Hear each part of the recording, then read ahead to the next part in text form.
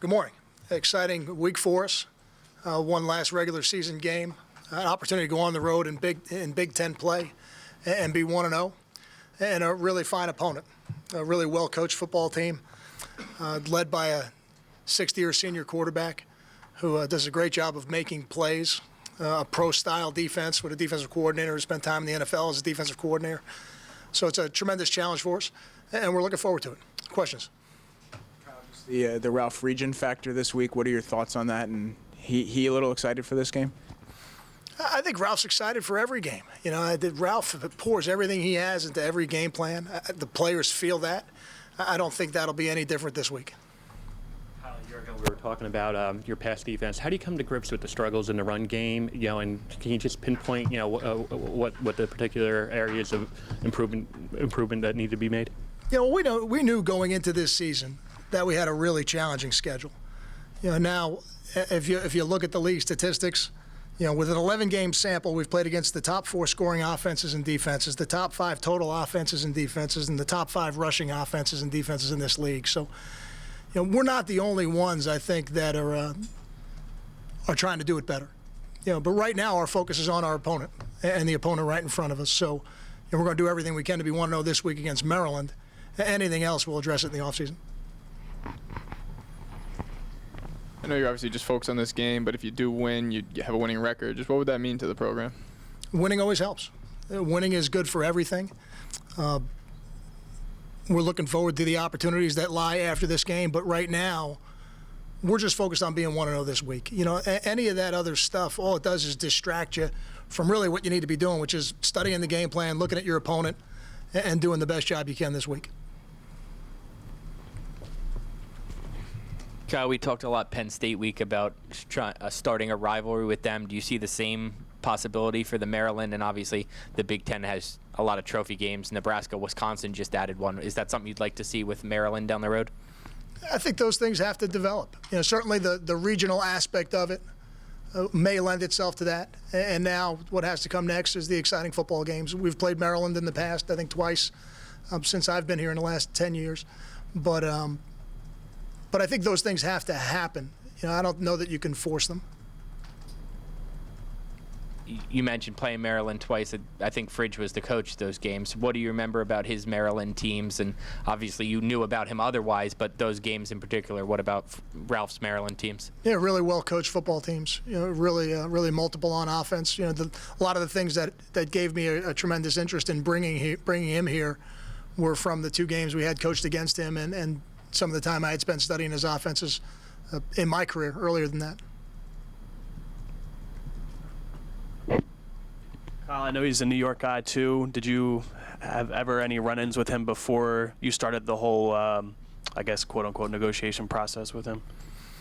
Only one time at a clinic. It was a very brief encounter. I was at a clinic when I was younger, and he was one of the speakers. I had an opportunity to listen to him speak. I introduced myself to him afterwards because I was working with somebody that he knew at the time.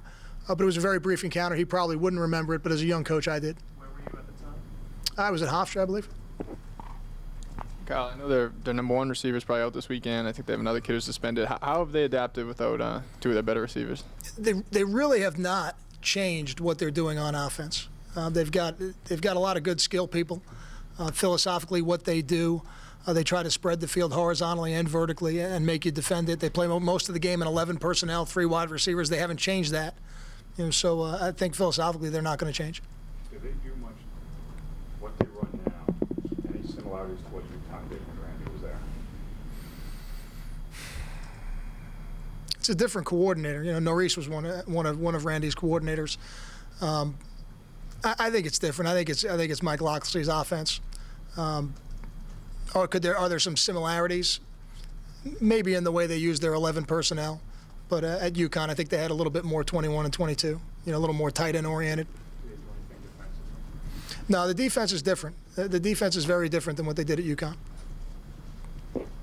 Kyle, after facing all these top Big Ten running backs, Maryland doesn't have a running back with more than 300 rushing yards. Is that something they do schematically? Are they struggling to run the ball? Why is that? They actually run the quarterback a little bit more. You know, when you look at CJ's statistics, he doesn't look like he's averaging a lot of yards per carry. But if you take out the sacks, he's probably averaging over 5 yards a carry. So they've got a little more gun run, a little more quarterback run in their system, I think, than the statistics would lead you to believe. The regional factor in this game, how important is it from a recruiting standpoint? The regional factor? Yeah. I think winning's always important.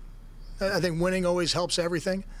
I don't think decisions are ever based on just one game. I've never believed that, but there's no doubt that when you're talking about a football program, winning always helps. Kyle, with Robert having a bigger role the last couple weeks, what have you seen even in just those weeks as far as his development, and what does he still need to do? I just want to. He doesn't need to do anything other than what he's doing. I want him to continue to run the ball hard. I want him to continue to protect the ball when he runs.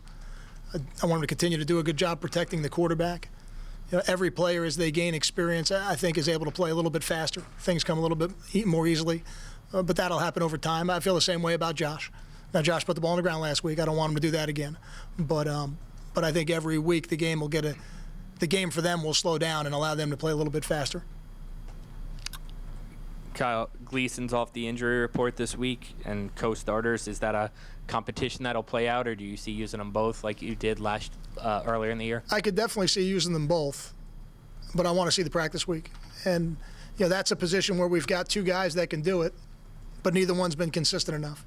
So we need to see some consistency this week before we decide who's going to be the starter.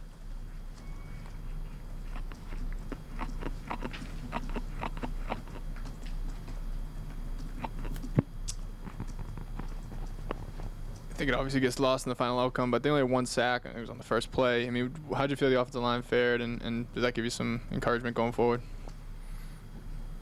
I thought we did a pretty good job protecting the quarterback. It wasn't completely clean. When your sack numbers are down, it's very rarely because you were perfect up front. It usually means you did a pretty good job up front. The backs did a pretty good job fitting in the protection. And just as importantly as those two things, the quarterback did a really good job of triggering the ball and getting the ball out on time.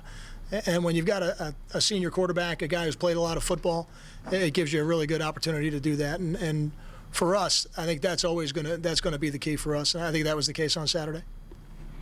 Kyle, the mood of the team when you saw him last night, and what was it like? We have a mature football team.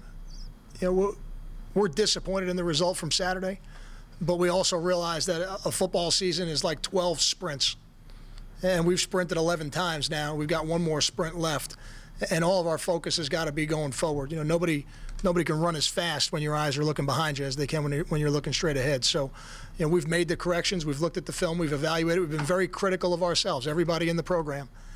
And now it's time when we go out there to practice to make those corrections on the field and then turn the page and put our eyes forward. I think we've got a mature football team. They've proven that at a couple different points this year. I don't expect that to be any different this week. Kyle, just following up on what you were saying before about the pass protection. With the younger backs, how have they done in particular with that? I think they've done a good job. And the other thing we've done is we've used Michael Burton a little bit more on third down. He's somebody who's an excellent pass protector. And when you get to third down and some of the more exotic looks that defenses can give you, to have somebody like him is an advantage for us. Any other questions? Thank you.